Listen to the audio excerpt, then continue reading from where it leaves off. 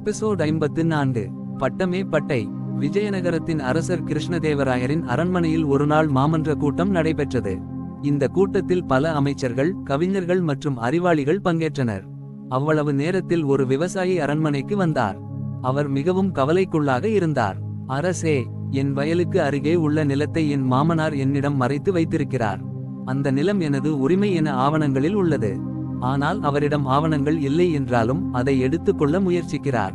நீதியை வழங்கி எனக்கு உதவுங்கள் என்று விவசாயி கெஞ்சினார். அரசர் சிக்கலின் இரு பக்கங்களையும் கேட்டுக்கொண்டு விவசாயியின் மாமனாரை அழைத்து வந்தார்.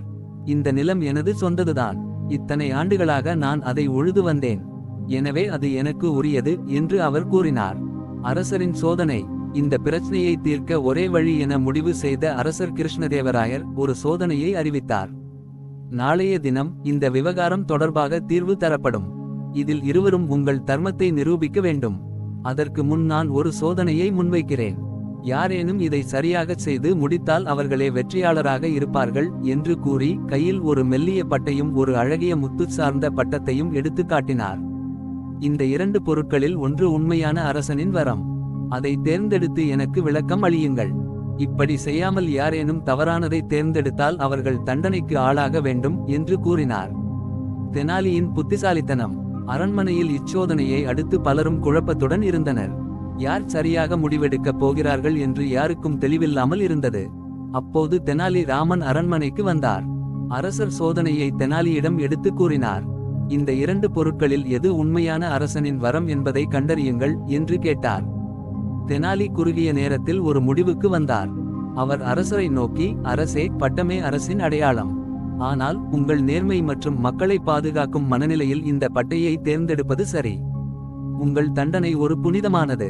எனவே உங்கள் பட்டையும் அத்துடன் முக்கியமானது என்று கூறினார். அந்த பதில் கேட்ட அரசர் வெகுவாக ஆச்சரியப்பட்டார். தெனாலி, நீ உண்மையிலேயே சிறந்த அறிவாளி. உன் பதில் மக்கள் நீதி என்றும் மன்னன் தர்மம் என்றும் சொல்லிக் காட்டுகிறது என்று கூறி தெனாலியை பாராட்டினார். சிக்கலின் தீர்வு. விவசாயி மற்றும் அவரது மாமனார் சிக்கல் குறித்து தெனாலி வழிகாட்டுதலுக்கு சென்றார். தெனாலி அந்த நிலத்தின் முழுமையான ஆவணங்களை பரிசீலித்தார். அதில் நிலம் விவசாயிக்கு சொந்தமானது தெளிவாக இருந்தது.